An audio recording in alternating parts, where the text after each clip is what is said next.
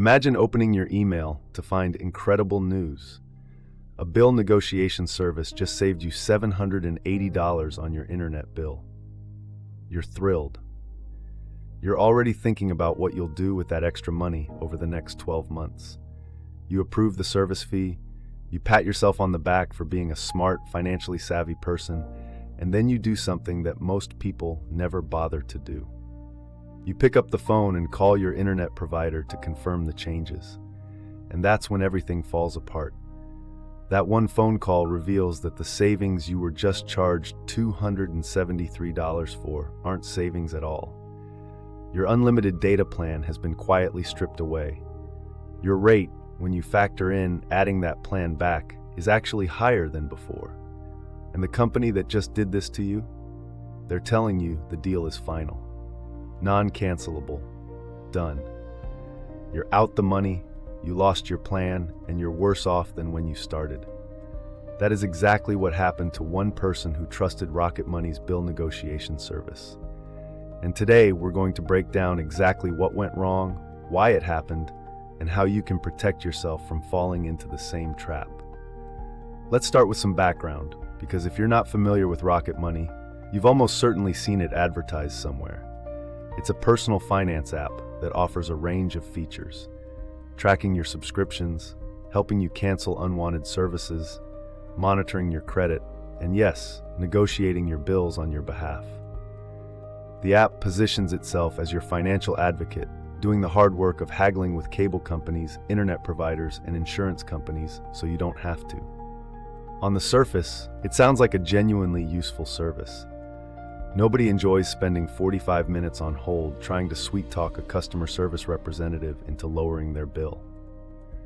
The bill negotiation feature works like this. You connect your account, you tell them which bill you want lowered, and they go to work contacting the provider on your behalf. If they succeed in getting you a lower rate, they take a percentage of the savings as their fee.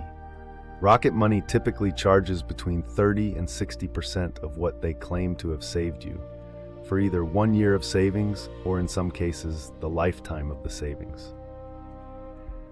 The specific percentage depends on what you select when you sign up for the service.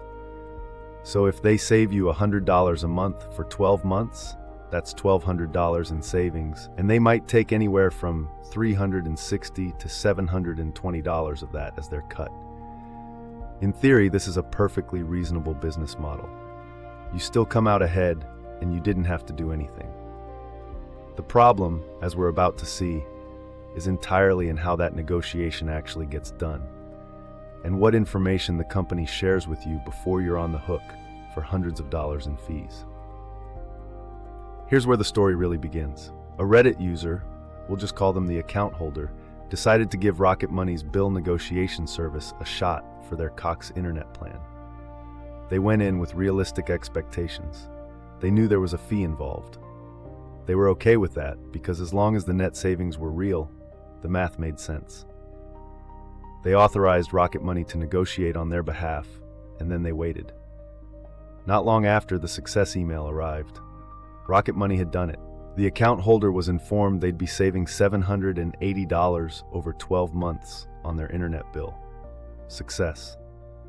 Then came the fee, 35% of those savings, which worked out to $273.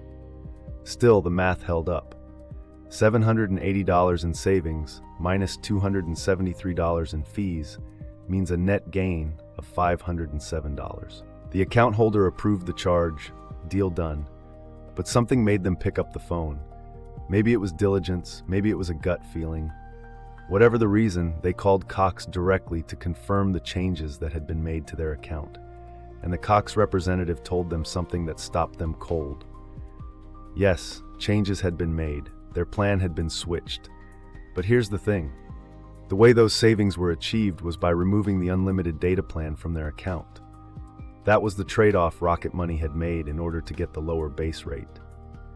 The internet plan itself was cheaper, technically, but the unlimited data feature that the account holder had been paying for and relying on was simply gone. Now, let's think about what this actually means in practice. If you use a lot of data, streaming video, working from home, gaming, video calls. An unlimited data plan isn't a luxury. It's a necessity. Losing it means either dealing with data caps and overage charges or paying extra to add that feature back. And here's the kicker.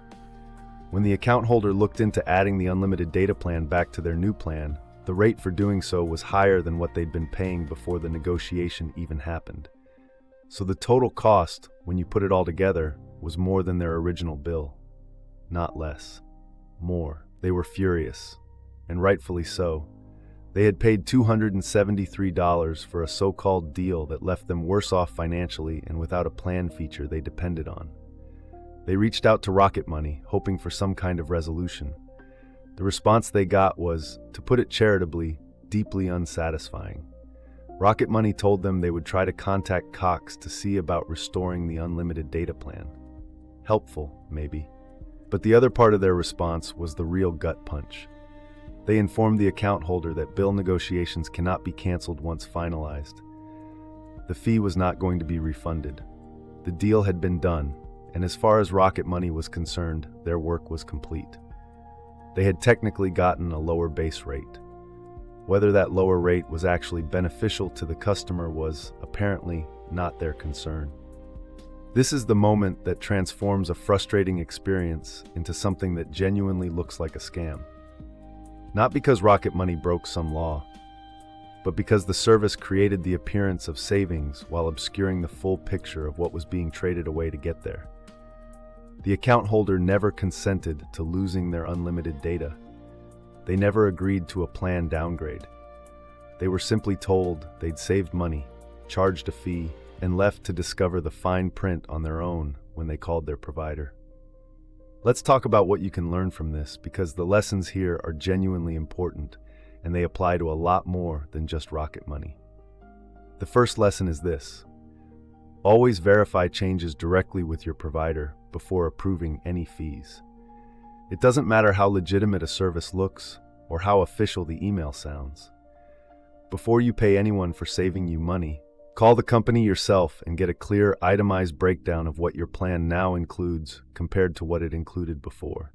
Ask specifically, what was removed, what was added, and what are the new terms. This one step could have saved the account holder in this story $273 and a massive headache. The second lesson is to read the terms of any negotiation service extremely carefully before you authorize them to act on your behalf.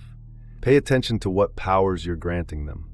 Are they authorized to change your plan or just your rate? Are they allowed to downgrade your service tier? What happens if you're unhappy with the result? Can you dispute a fee? These are not hypothetical questions.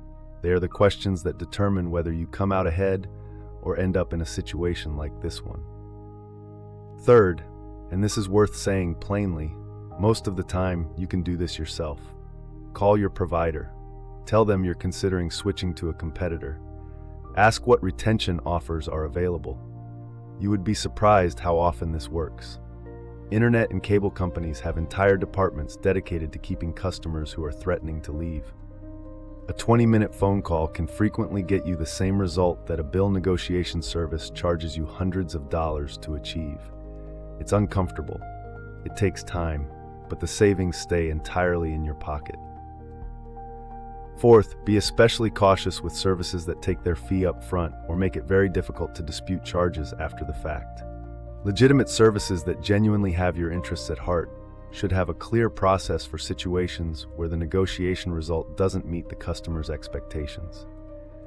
If a company's response to a customer discovering they were misled is, "Sorry, the deal is final," that tells you something important about whose interests they're actually prioritizing.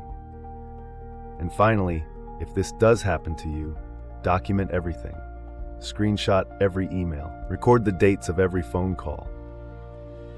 Get the Cox representative's name and employee ID when they confirm what changed on your account. Then file a dispute with your credit card company, because if you can demonstrate that the service delivered something materially different from what was promised, you may have grounds for a chargeback. File a complaint with the Consumer Financial Protection Bureau as well. These companies respond to regulatory complaints in a way they simply don't respond to individual customer service interactions. If this happened to you, or something like it, drop your experience in the comments.